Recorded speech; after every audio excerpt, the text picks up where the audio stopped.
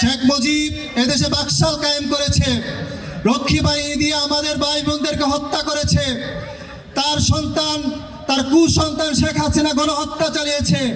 সেই মুজিবের সাথে ওসমান হাদির তুলনা হয় না। ওসমান হাদির তুলনা শুধু ওসমান হাদি হতে পারে, তার সাথে কারো তুলনা হতে পারে না। আমরা সতর্ক করে দিতে চাই সেই সকল ব্যক্তিদের, সেই সকল রাজনৈতিক দলদের যারা আওয়ামী লীগকে ফিরানোর কথা বলছেন, শেখ হাসিনাকে ফিরানোর কথা বলছেন, আপনারা সতর্ক হয়ে যান। এই দেশের ছাত্র জনতা এখনো ঘরে ফিরে যায়নি। তারা পড়ার টেবিলেও আছে, রাজপথেও আছে, মঞ্চেও আছে। তাদেরকে আপনারা থামাইতে পারবেন না। যদি মনে করেন কোনো একটি ফর্মুলা আপনারা এই আওয়ামী লীগ, এই ফেসিবাদ, এই মুজিববাদ, এই ভারতীয় আধিপত্যবাদ বাংলাদেশ আবারও ফিরে নিয়ে আসবেন, সেটা আপনারা সম্পূর্ণরূপে ব্যর্থ হবেন।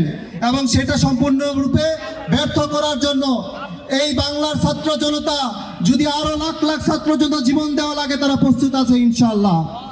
আমরা প্রশাসনের নিকট অনুরোধ করব, ওসমান হাদি ভাইয়ের কবরটা এখন পর্যন্ত উন্মুক্ত করা হয়নি।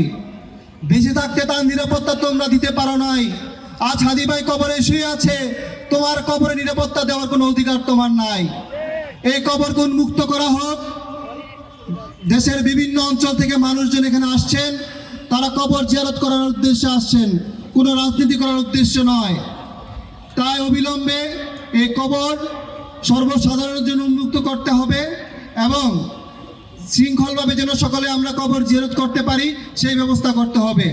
সর্বশেষ আমরা একটি অনুরোধ করব, বিচারটা অন্তত আপনারা করেন। হাদি ভাই একটা কথাই বলে গিয়েছিলেন, আমি মরার পর যেন আমার বিচারটা হয়, আর কোনো দাবি আমাদের নাই। যদি এই বিচারটা ছাড়া আপনারা নির্বাচনে যেতে চান, যদি বিশৃঙ্খলা করতে চান, তাহলে আমরা প্রস্তুত আছি ইনশাআল্লাহ। এই বিচার ছাড়া বাংলাদেশে কোনো প্রকার নির্বাচন বলেন আর যাই বলেন, সেটা সুষ্ঠুভাবে পরিচালিত হবে না।